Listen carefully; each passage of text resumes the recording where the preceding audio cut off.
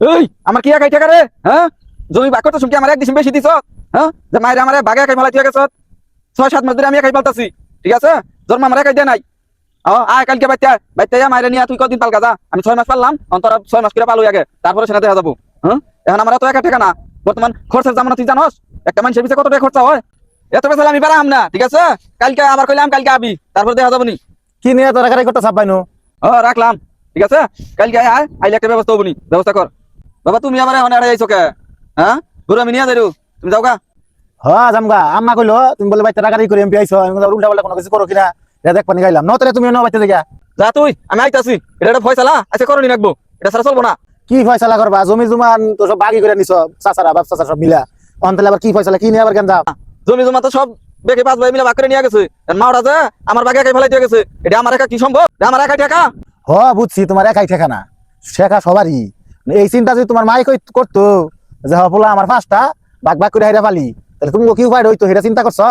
বুঝির কাছে হলাম বিয়ার 7 বছর বড় বলে তুমি হইছিলা, তুমি বড় পোলা, ঠিক আছে? এই খুশিতে 4 গ্রাম দাউদ করে একটা গরু জব করে খেলাইছাল।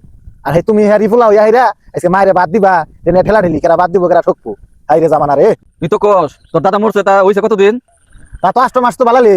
তোর দাদা 10 মাস ধরে মরছে, তারপর থেকে কারণ খায় আমারও নই খায়। তোর দাদির যত চিকিৎসা আমি কাপড় চোপড় খাওয়া দাওয়া সব তো আমারও নই। হ্যাঁ, আমার এত টাকা না তোমার একা তো ঠেকা না, ঠেকা বেকেরি। তাহলে এক কাম করি, তোমারও যাবা ঠেকা না, তোমার ভাই ঘরে যাবা ঠেকা না, তাহলে আমি দায়িত্ব নিয়ে কালকে মাইক মারিরো, এলাকায় এলাকায় মনে করো যে চাইল ডাইল তুলিরো, তুলে তোমার মা আমি ফালিরো। কি? এটা আবার কি কস? হ্যাঁ, আল্লাহ কি আমার কম দিছে? আমার বাবা কি কম থিয়া গেছে যে চাইল ডাল তুলে এলাকায় চাইল ডাল তুলে আমার মায়ের ভালো লাগবো? তুই এটা কিবা কথা কস? এখন তো আবার ফুস করে দিই তোমার খোঁচা নাগলো। আব্বা তোমার একটা কথা কই, তোমার মায় 5টা পোলাহান পারছে, হ্যাঁ তো কোনো সময় এরকম করে নাই যে 2 মাস বড় পোলারে পারলাম আর 8 মাস পারলাম না, 2 মাস ছোট পোলারে পারলাম আর 8 মাস পারলাম না, তা কিন্তু করে নাই। তোমার বাপ মায় দুইজনে মিলে চেষ্টা করছে 5টা পোলারে সমান অধিকার, সমান ভাবে জমি জমা ভাগ করে দিয়ে যাবো, সমান ভাবে আদর যত্ন করে পালছে। আর তোমরা এই বাপ মা পালা হও না, এনে নাড়ানাড়ি বাদাবাদি।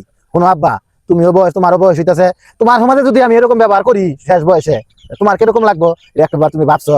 আর তুমি বুঝি বুঝি আঙ্গ বাইতে থাকে দেখা তুমি কোথায় তোমার খরচ হয়। তুমি একটা জিনিস ভাবলা না যে বুঝি আঙ্গ বাইতে আওয়ার পরের থেকে আঙ্গ আয় উন্নতি সব বাইরে গেছে গা, আঙ্গ বাইতে সবসময় আমোদ পুচিতে থাকে, মা কোনো আনা গেলে আঙ্গ বাইতে কুরকা মুরকা আশ কুরকা গরু ছাগলে কোনো ঝামেলা নাই। এটা তুমি কোনো সময় একটাবার চিন্তা ভাবনা করে দেখছো? তুমি খালি খরচা রাই দেখো। আল্লাহর রহমত হইলো মা বাপ মাও, এটা তোমার ঘরে থাকে, তোমার ঘরে রিজিকটা লিখছি, এটা তুমি এই খারাপ ব্যবহার তুমি বুঝির লগে কইরো না। তোমার ভাই ঘরে বিবেক দেয় নাই, হেরা হ্যাঁ ব্যাপার। আর একটা জিনিস হলো তোমার আল্লাহ ভালো রহমত করছে, তোমার বাপ মা কষ্ট করে তোমার পড়াইছে, তুমি সরকারি চাকরি করো, তুমি একটা শিক্ষিত মানুষ, তুমি শিক্ষিত মানুষ এই হাইরা তুমি যেটা তো বড় বড় কথা কও, এরকম যদি অশিক্ষিত মানুষের নাগলা কথা কও, তাহলে তোমার ছোট ভাইরা তাহলে কি শিখবো? তুমি কদিন পালতে থাকো একা, হেরা বিবেকে নাড়া দিয়ে হেরাই তোমার বলা বনি, আর এরকম জাঙ্গ ভুল হয়েছে, ধৈর্য ধরলে পরে আল্লাহ সুফল দিব।